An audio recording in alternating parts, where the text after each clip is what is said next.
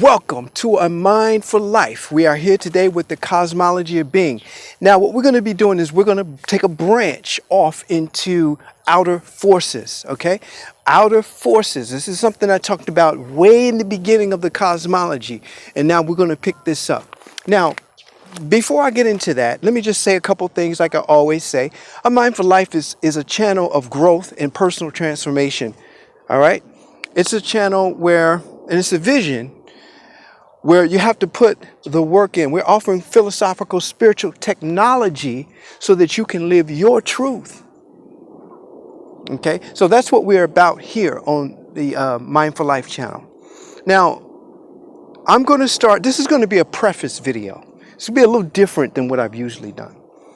This is going to be a preface video, meaning that I'm just going to sort of set up these outer forces videos, which may be a 2 or 3. Sort of informal a little bit. There's a land, and this is just an analogy. I want to bring you guys into this new. There's a land where there's a bunch of trees, just a whole bunch of trees. All of the trees are together. There is a drought. It started already. The drought is already started. It's coming. The trees are so aware of the drought. They're so aware of, they're measuring the drought. How much water the roots get. What animals are coming around. How are their leaves. They're really, really focused on the drought.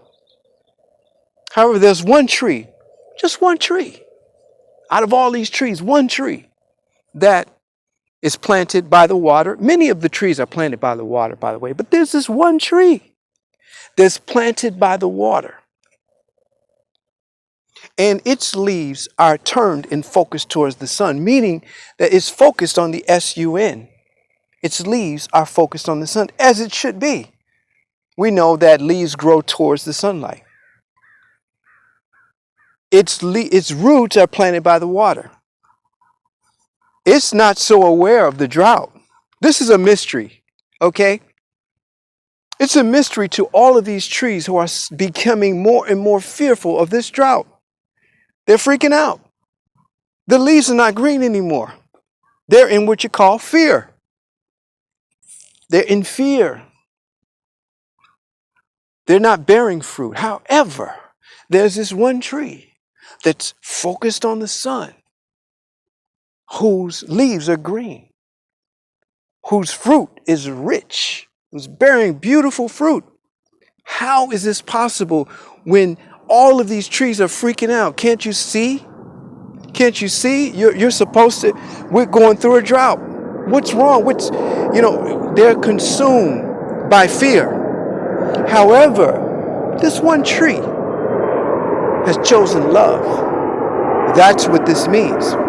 This one tree has chosen to focus on the sun. This tree has chosen to focus on the source of its life. The source of the tree's life is not the drought. However, all of these trees are freaking out, and it makes sense to them because they're looking. Look, it's less sun. It's too much sunlight. It's too much sunlight.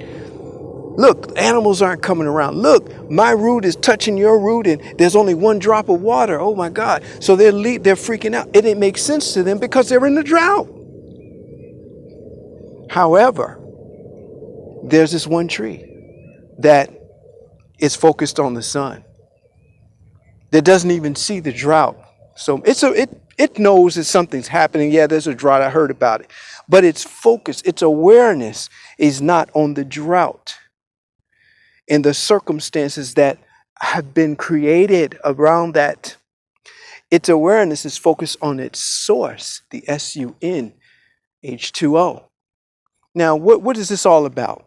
Like I said before, the tree that's bearing fruit and that's by the water and its leaf is green and it doesn't see the trouble. It doesn't see the calamity. It doesn't even see the drought. It's not careful. It's yielding beautiful fruit like always. And in fact, maybe even more beautiful fruit.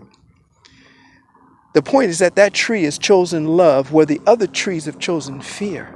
Even though to the other trees, choosing fear makes the most sense. It makes the most sense, but remember our videos from before. We're not trying to make sense anymore. This is the new logic.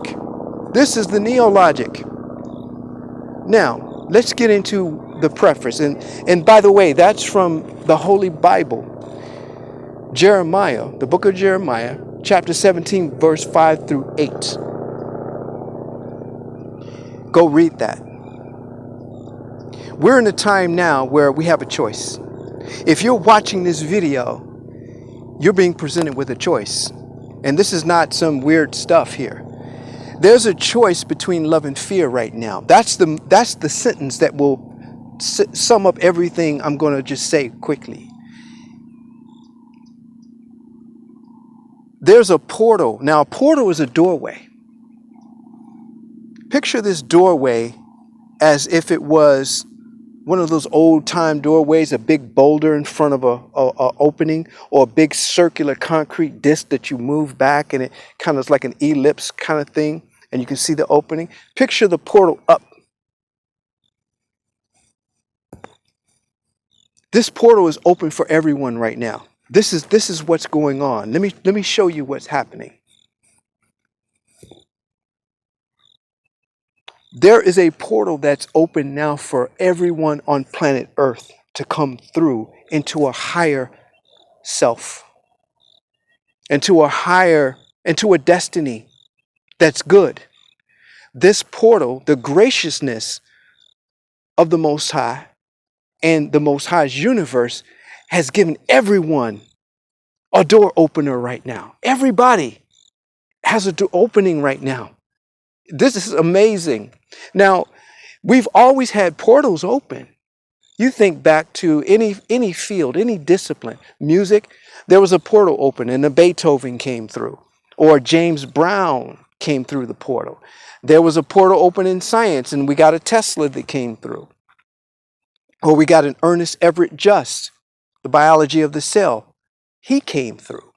They became inspirations to many, millions. Over time in history even, their influence is still happening right now.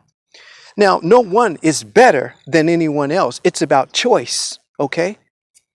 This is a choice that we have. Now, this portal is just not open in a field like it used to be. Like we've used to seeing, oh wow, this is a musical revolution. And we got this artist comes through that influences so many other great artists, but those great artists did not come through the portal. When the portal closed, they were a part of that, whereas this artist was inspiring them, giving. And it's not about how many. This is not about quantity. So you coming through the portal doesn't mean you're going to be an inspiration to millions. It may be just your inspiration to your significant other, your family, your block, billions maybe. Now, this portal is going to close, and I don't know when this portal is going to close. But I know that those who are caught up in fear and are so focused on the circumstances, the false evidence appearing real, the information that's coming through, they cannot see that there's a portal open. They cannot see that there's a door open. This is a mystery. There will be many who come through this portal in this time. They can see the door open, and they are choosing love instead of fear. Fear wants to dominate. Fear wants to conquer. Fear wants all of your attention. Fear wants your heart, your mind, your soul, everything. There's no choice as far as fear would have it. Now, when this portal closes, those who remain will be in a new world. They will be in a new world. And here's the thing that makes no sense to the intellectual mind. They will not remember the world before. Those who remain when the portal closes, I'm not saying it's going to be hell. I'm not making an assessment on good or bad right now. I'm saying once the portal closes, they will not remember the life that was before. Yes, they will have pictures. Yes, they will have videos. But will they really? No. They will be in a new a new world, a new energy, a new contained thing. And this is, like I said, this has happened before. A portal opens in science, you get a scientist coming out. That time for that to happen was a certain amount of time. Certain scientists came through, it closed. The other scientists in there were studying them, were being inspired by them, etc., etc. See, I'm talking to the vanguard today. I'm talking to the vanguard. And if you've always known you had a mission, you had a destiny, you had something you had to do, the door is open now. The door is open right now for that. Now, we don't know when or if there'll be another portal open. It may be 20 or 30 years from now. Do you want to continue the way you've been for another 20 or 30 years and maybe another portal like this will open? We don't know. But what we do know is that the portal, the door is open right now. And the choice on how to get through that door is to choose love and not fear. That's the answer. The answer is you will see the masses choosing fear. You will see the masses choosing fear as a collective. As a collective. But as individuals, we have a choice to choose love. All right? So that's going to set up outer forces. That's going to set up the next few videos where we talk about outer forces. And I will recap a little bit because I know it's been a while since I talked about outer forces, because that is what's further back in the cosmology. Okay, so we want to thank you for coming to A Mind for Life today, and really consider what I'm talking about, choosing love instead of fear. And this door is open, and to get through this door is to choose love, even though everyone, all the trees around you may be choosing fear, and it makes sense to them. Oh, you better do this. They're choosing fear, and it's appealing to their mentalizing, you see, but it's not appealing to here, because this is going to choose love. This is going to choose the source of who you are. Just like that tree chose the S-U-N, your choice is to choose love. God is love. Your choice is to choose power. Your choice is to choose clarity. Your choice is to choose strength. And it's a mystery.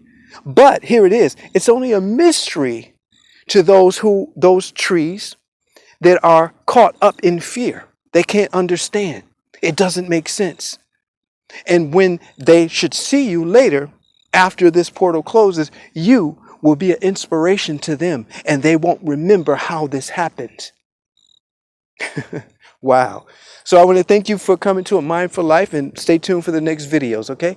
Peace out.